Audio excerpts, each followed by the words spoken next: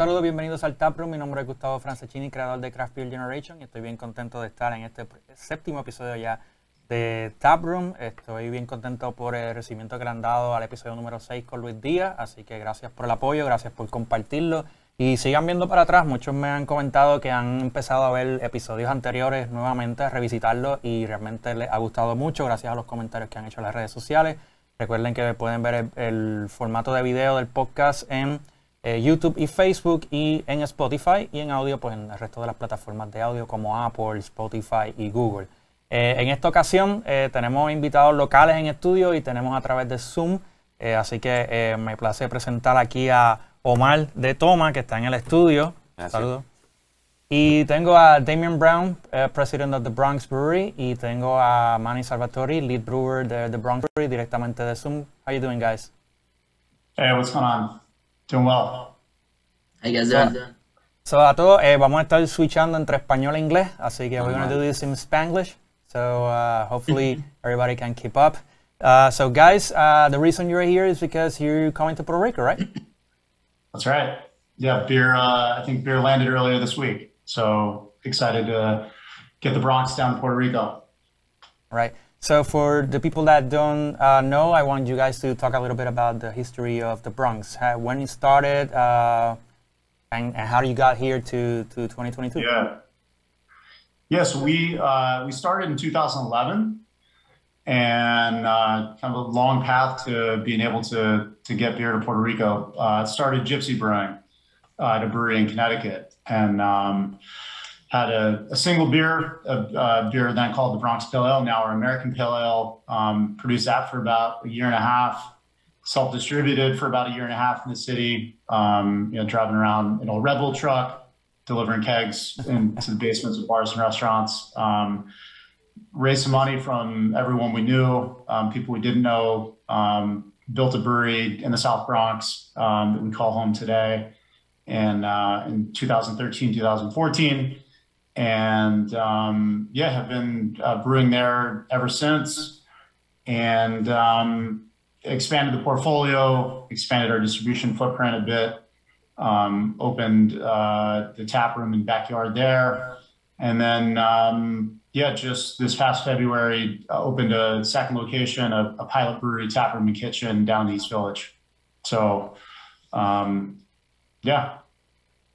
that's our story, and super excited to have the beer down in Puerto Rico. Yeah, I wanted to ask you that. What it means? What does it mean to the Bronx Brewery, to you guys, to be here in Puerto Rico? Yeah, I mean, I think for us, we're fortunate to be in a market like New York City, and so for us, we look at other markets where it makes sense for our brand, and quite frankly, Puerto Rico is, I think, a natural extension for us. A quarter of the population here in the Bronx is Puerto Rican descent from Puerto Rico. We have the deep roots and ties between a lot of our fans and guests in the Bronx and Puerto Rico, and so it's really kind of an extension of that community for us, being able to get people who love enjoying our beer while they're in New York, the opportunity to have it when they're down in Puerto Rico, and just introduce the brand to a whole new set of people down on the island. So that's very nice. Before we go into the beer stuff, I wanted to ask you about the three pillars that I read about the Bronx Brewery: creativity, community, and inclusivity. So what can you tell us about that?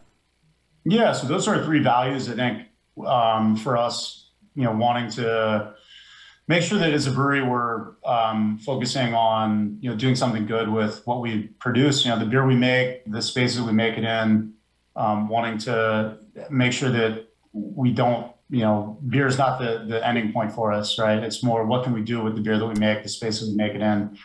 And, it's for us less about the what and how, and more about the why, and why we're doing what we do. And so, using beer to build, community, bring people together. I think if you look at the spaces that we sold in our backyard, our tap room, our space in East Village, incredibly diverse, make great effort to have as inclusive and diverse,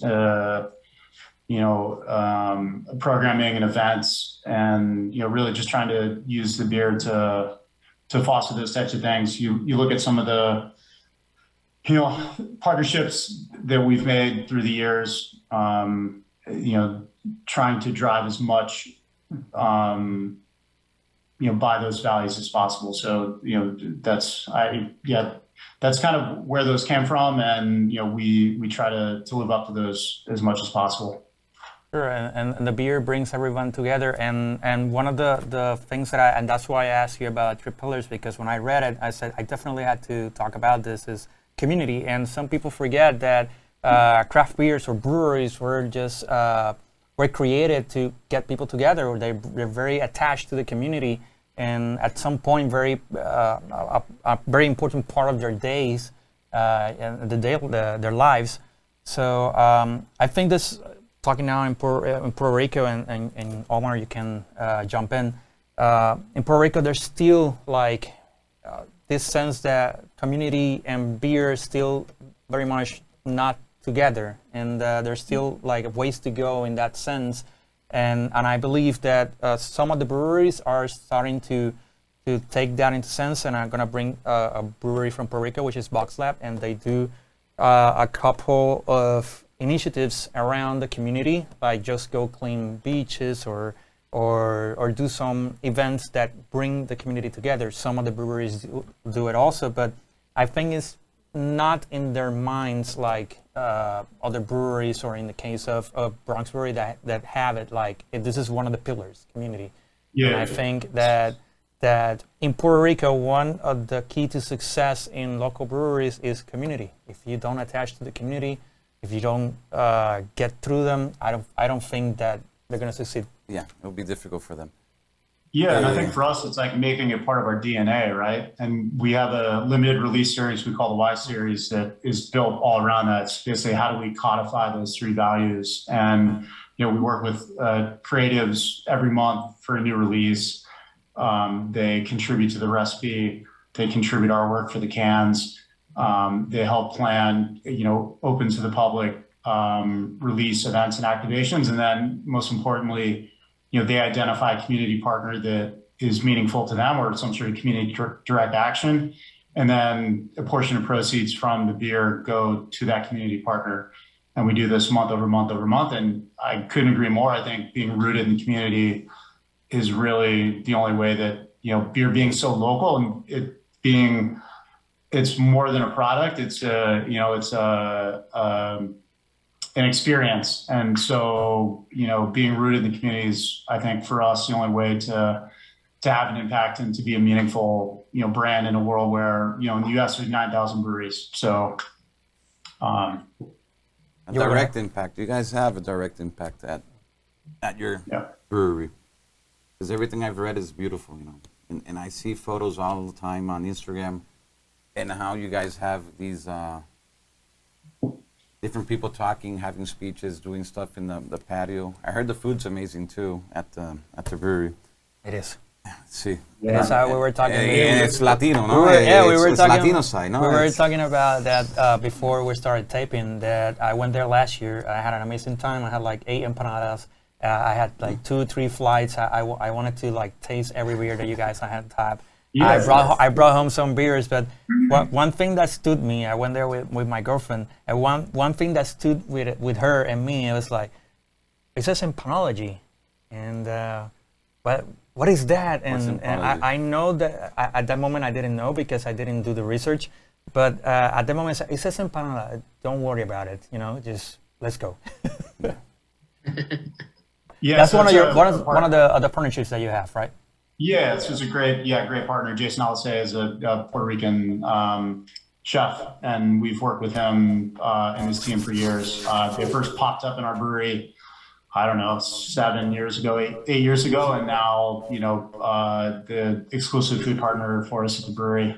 putting out some incredible empanadas, you know, and other food. But yeah, one of the other things we can do, Manny, you can talk a bit about the internship program, but for us, it's also like taking a bigger view of community and what it means to be a craft brewery and how you represent the people that give you, you know, the support to exist as a business and kind of what, you know, we can do to change the face of the industry. So Manny, I don't think you want to talk about that. Yeah, absolutely. So we just celebrated our 1-year anniversary of this internship partnership with Beer Culture out of Florida. Their goal and focus is getting people of color into the industry, and they do a really good job of that. We've worked with them for years in other aspects, and when we started talking about this opportunity to take the internship program that we had and just use it as a way to diversify the industry, we were totally all about it. And yeah, so we've been doing that for over a year, and I think 80 or 90% of the interns that we've had so far work in the industry now, and it's been amazing. Nice. It's open to only people of color, people in underrepresented areas, and plenty of applicants all the time. So excited to see that so many people are interested, and also proud to be able to help them learn enough to start a new career. That's really nice. As a example of people that have gave me a chance, somebody gave me a chance, which is Carlos Alpin at some point. Yes. He gave me a chance to work in distribution here in Puerto Rico, and he's one of the people that you could associate with changing the landscape of craft beer in Puerto Rico. Yes. With his distribution. He started very small, and a couple of beers, cases of beers in his own home, to have his own office, and you know, running a lot of brands, over 100 brands by himself and a couple of people. So he gave me a chance, and by that it expanded all my imagination. And I already had the blog by that time, but it definitely cemented in my mind that I wanted to do something in the industry for years to come. And here we are. We were talking before I started taping that in January it will be 10 years since I started the blog. And I think I would never given it so much interest and dedication. Thank you. Because of it, you know, because I had the chance, and because of that chance, I got to know a lot of people that really inspire me, and that's why I do the Taproom. The podcast is to bring the spotlight to people that are doing great work, that are inspiring every day, and some people that, you know, most of the audience don't know. I got many examples, and that I think that I need to be exposed, because there's some amazing stuff being done in the beer industry. And just a heads up, a couple of next episodes will be all women in the industry. Beautiful. So give them the spotlight that they deserve. There's and maybe to inspire many other women to actually join. It's a hard thing in the industry. It's very hard on women, and first thing that you gotta do is admit it. So let's give them the spotlight too. So I'm glad that program, internship program, is doing well, and that you guys are giving that opportunity to people that really need it. And that's a way to go. I have many stories. Every time I go to a brewery, I talk to people about their story. I'm not interested in what I want to drink or my story. I want to know their story. And some of the stories start with, well, I came here a lot to drink the beer, and all of a sudden I ask if they had an opportunity to work, and some say, well, we do, but we don't have the money, but we can pay you in beer. And they started like that, and all of a sudden they in charge of exportation. So it's there's crazy a lot of nice stories like in the whole alcohol industry. There's beautiful stories like that. Yeah, I think the beer industry is a very really incredible community, and I think the thing that strikes me the most is how everybody wants to help everybody. Yes, impresionante. It's beautiful. Yeah, I was hearing a story. I know I'm sidestepping a little bit, but I think it was one brewery. I can't remember the name right now, but they were having issues with CO2, so they don't have CO2 supply, so they are relying right now for all the production in other breweries to do contract brewing, and in essence, save the production, but they won't save some of the employees from the production floor. So it sucks, but it's good to know that other breweries can step in and help them, each other out, you know, save the business at the end of the day. So I want to talk about the beers, of course. The beers that are going to come to Puerto Rico, and also the beers that you guys work with. So what do you produce so people get the chance to get the sense of what you guys are doing over there? We produce all different styles. We don't really have a particular specialty. We also we have our flagships. We have beers that are available year round. We have seasonal, and then every month, as Damien mentioned, we do our Y Series beer, which is a collaboration with a local creative. Our flagship beer is the American Pale Ale, the first beer that Damien made, and we still make to this day. One of our favorite beers as employees of the brewery. It's just over 6% pale ale, malty, bready, but refreshing.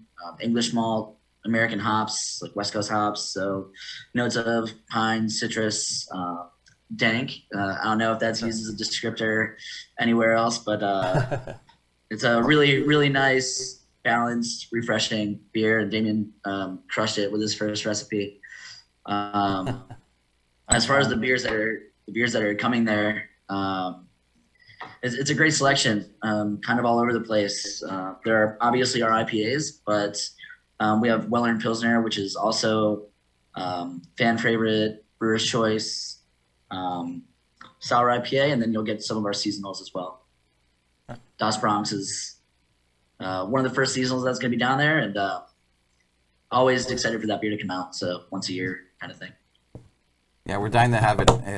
Hopefully by end of September, Oktoberfest, it's here by October, and we can, you know, introduce it to the market, and people have a great taste of it.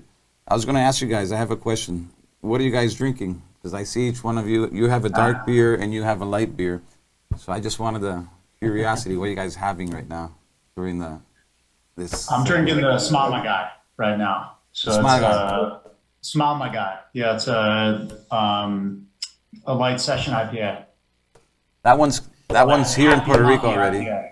We have it available. Right. How about you? Right. I was drinking Smile My Guy before, but now I've switched to the American Pale Ale. Figured you got something darker. Need to drink that, and this is the American Pale Ale. A little darker, but still, like, you know, pretty balanced and refreshing. It's not tasty, too refreshing. heavy for what you might see. I think that's very important in Puerto Rico because, you know, we have this high heat climate and humidity, and I always think that, you know, fresh beers, not fresh as produced, but fresh as in not too heavy on the palate, is what people like. But I've seen so many people now that love IPA that were Heineken drinkers, they were Budweiser drinkers, and now they drink IPAs. I'm like, wow, that's amazing. And that's been years of work for him, for me, a lot of work. for a lot of people to get IPAs to be where they are right now in Puerto Rico. It's like one of the most asked beers after those 5 beers that are the classic big company beers. And I think IPAs one of the beers are amazing. One of the beers I'm really excited to have down there is a beer called City Island Sour, and it's a slightly tart IPA, which Beautiful. I think, you know, super refreshing in the heat, and really excited to see what that beer and that brand can do down there. Yeah, Puerto Rican palate is evolving. I would say in the last couple of years, it's been evolving a little bit faster. Yes. I believe, I don't know if it's pushed by the pandemic, but that people are in their homes and they're just wanting to drink something else. And I think that, you know, work in favor of us. You can find them, they're available. It's not like something that was, you couldn't, where do I have to go to find craft beers? Sure. And now you can find them in so many new places. That's amazing, the growth. Yeah, the landscape in the last 5 years. The landscape has changed a lot since, you know, since I started doing this 10 years ago. And you can find it everywhere. Previously, you know, at the beginning of all this, it was, you know, just small areas in the metro certain area. Bars, certain places. You couldn't find this in gas stations. Now you can find this in every gas station. No, you can go to Chinchorro. You go to Chinchorro. Chinchorro, sorry guys, Chinchorro's are like a little small hole-in-the-wall restaurant bar. And it's Chinchorro in Puerto Rico. And now you can find craft beers there, in Chinchorros, which is amazing. And one point that I made in the previous episode was that new business owners or business owners to be before they open the restaurants or bars, they already had that in mind. I need some beers. Yeah, I had contacts, people contacting me like 3, 4, 5 in a week, saying I'm gonna open a business and I want to have craft beers. Do you have contacts? I was like, hell yeah, this is a list. Yeah. Just these are my buddies. This is all the flavors and all the distributors and all the breweries just sit down and call. They're waiting for you. Some want me to do the job, and it's like, well, okay, for a small fee, but I'll give you a part time. I give you the list, and you gotta do it. But it's good that they have that in mind, that they want to serve craft beer, they want to sell, they want to sell and serve. That's the most important quality. thing. But for me, it's like you already have it in your back of your head that you need to have this when you open your business. That's amazing already. Yeah.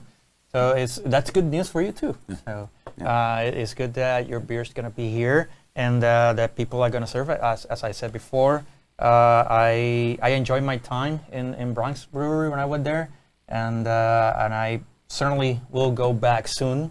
Hopefully soon enough, so I can let you know, guys, and just drink new beers that I haven't tasted. I had 3 flights, so I tasted a lot of the beers that you have there, and I was delighted by the flavors that I got into those beers, and I'm waiting for that sour IPA. Son cerveza viva, agradable, ricas. There's so many ways to explain your guys' beers. Yeah. But Thank you. I think we owe you a trip first, Gustavo. Well, next weekend you'll probably see my brother around the brewery, walking around with his kids and stuff. So watch out for him. I want to a couple of minutes, talk about TOMA and what you guys are doing, and not just the beer, everything that you do. I want people to know a little bit. So TOMA started like 12 years ago. I think it was on August 1st. And we started bringing in wines from Argentina and Spain. I lived in Spain for a few years and learned about all these different wines that weren't coming to Puerto Rico. My brother's like, do you remember those wines? Can we bring those wines? He visited me once there. And he's like, can we find those wines? I'm like, yeah, let's find them. I'll write to my bartender, my guys that would serve me, and then we tasted. And we started like that, grassroots, a lot of wine. And then one moment, this guy, his name is Keith Ichiwachi. He was the GM for P.F. Chang. And I showed him a cocktail menu. He's like, I want this. And it was Coqui Americano, which is something I sell a lot.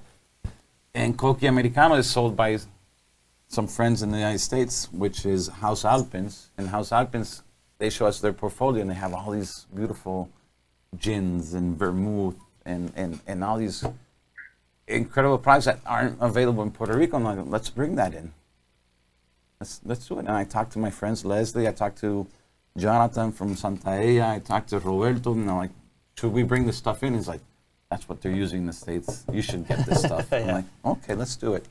And that's how we got into the cocktail and beers. Because then we fell in love with a beer. My brother went to a convention in Barcelona, and he fell in love with a beer called Rosita. I don't think it's available in the States now, guys.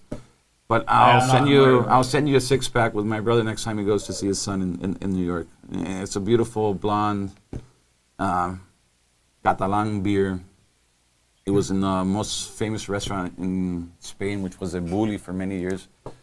And that's we went into beers that way, and we started tasting and liking. And then he mentioned earlier Carlos del Pi, which was like one of the biggest influences in Puerto Rico of bringing craft beer to Puerto Rico. He opened that market for everyone, and I think everyone saw his vision, and we're trying to better it and make it even better. And you guys come in there, Tripping comes in there, Barrier. I love Barrier too. And that's how we've been growing little by little, adding on stuff. And Asling you bring. And Asling just came in today. I haven't tasted it, but it came in today. I wanted more to taste Bronx. But yeah, little by little, we've been creating this little market niche of boutique, beautiful stuff.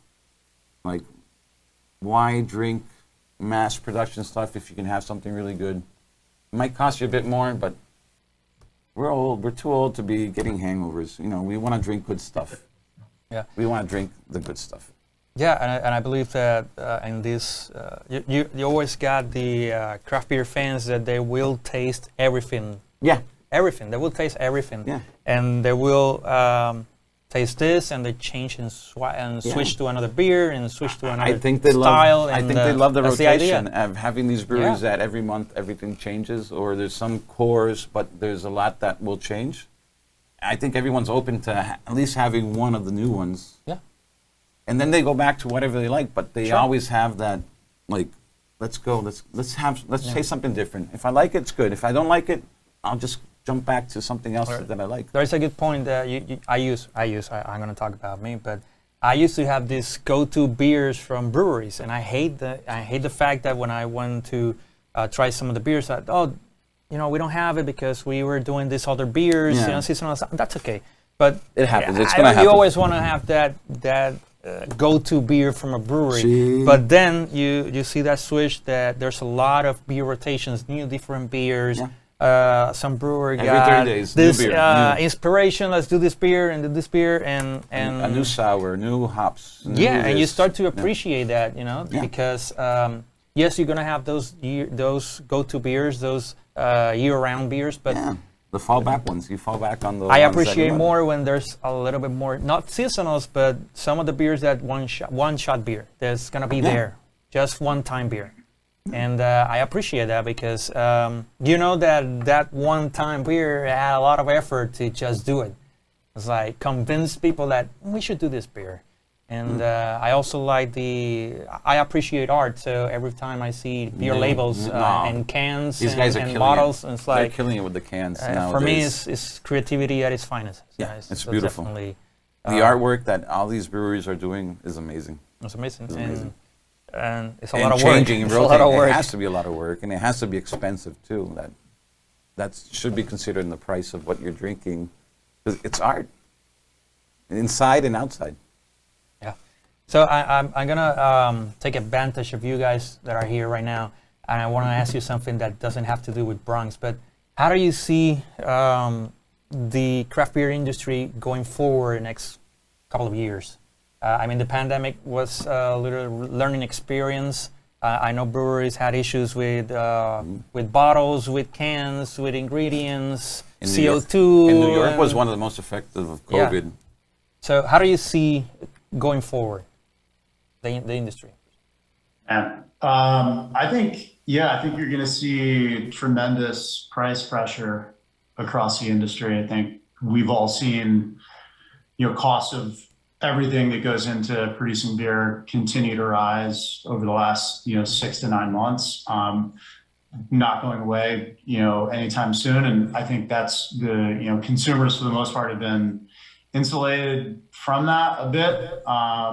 So I think part of it is just making as breweries being able to communicate and be transparent about what's involved in putting a beer out for people to enjoy and consume is, at a small craft scale, to justify what, inevitably is going to be costing more. I think that's going to be one of the biggest challenges. And, we started the show talking about having meaning and connection and community. And I think it's, that's a necessary piece of it is, being able to count on a community that is vested in you as more than just someone that, a company that makes beer, but that is doing something positive and having impact in the community. So for me, that's one thing is, pricing and then obviously, all the, iterations and trends of styles. I think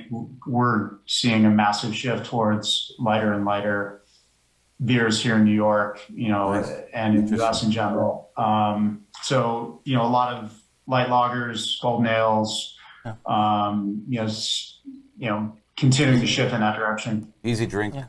I've been saying that with a couple of friends that for years now that's gonna switch to lighter beers and lagers. Is finally good to see that I was not that wrong. But I talked to this in the previous episode that I had a cycle where I started like really digging into craft beer were IPAs, and then all of a sudden I switched to saisons, and then I switched to barrel aged beers, very thick dark beers, and it's hard to drink that beer in Puerto Rico because of start sweating. It starts to sweat even with the air conditioning in your face. Yeah. But I really enjoy complex beers, and then I switched back and started to go back to saisons, goses. I enjoy goses a lot, and then lagers, pilsners. I enjoy box a lot, and it's a little bit hard to find box here, but I really like. And then I see that switch to in some of the breweries, and it's a cycle. I think I've found a whole bunch of lagers that are simple beers, but when they're fresh and new and they can be complex at the same way because it's well made. It's not cerveza de montón. It's not like just another beer. Just another beer. It's made by craft people that are doing something right. And then you taste the other 5 or 6 big brands that are in Puerto Rico, and you're like, I like this more. This is well done. Yeah. It's a lager. It might be simple, but it's well done, and you get the freshness. And when you know what a fresh beer is, you know what a fresh beer is. Definitely. There's no other way. There's no other way. Yeah. So to start closing out, anything you want to add? Anything new that you are doing at Bronx for the people there in New York and that they might expect? Man, you want to talk about some of the new beers coming out? Sound great. Yeah, I mean, I could talk a little bit about some of our one-offs, since you definitely seem into that, and a little bit about some of the events that we've done with those one-offs. One in particular that was actually a childhood dream, a lifelong dream of mine. We brewed a collaborative beer called Friends Who Fight, which is a Hefeweizen with cherries.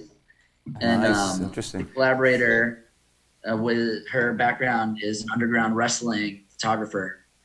So the release of this event, we did an underground no-ring wrestling event in our backyard that I got to partake in. And yeah, it was a childhood dream of mine, lifelong dream of mine, and it was amazing. Hopefully we do that every few months or so. I think that would be amazing, Damien.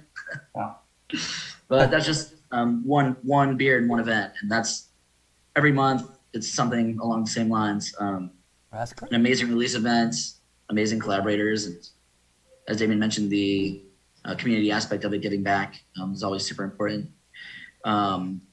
Next month, we're releasing a beer called El Condado.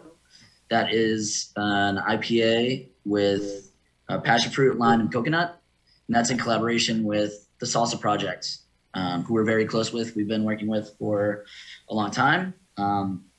We just packaged it recently, and it's super, super refreshing. Nice and tart up front with like a creamy coconut finish. We want some. We want some here in Puerto Rico. I think you guys are getting some next month, Omar. And plus, there's a really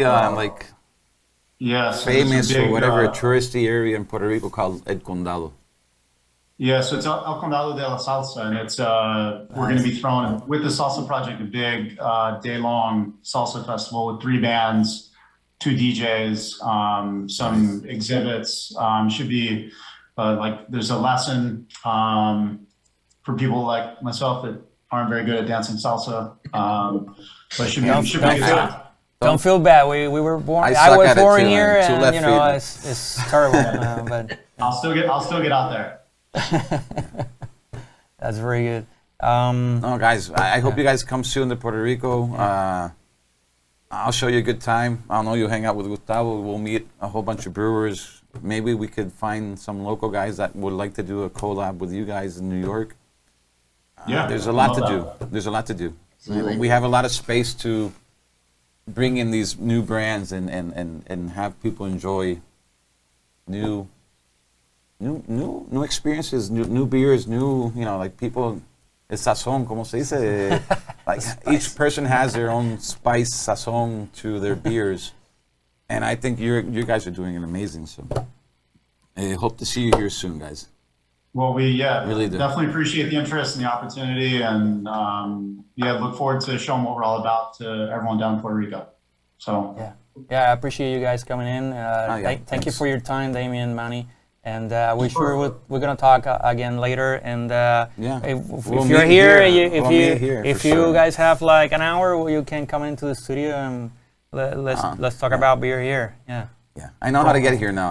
I got lost coming down today to the studio. That's okay. It happens. But it happens. Don't you worry about it.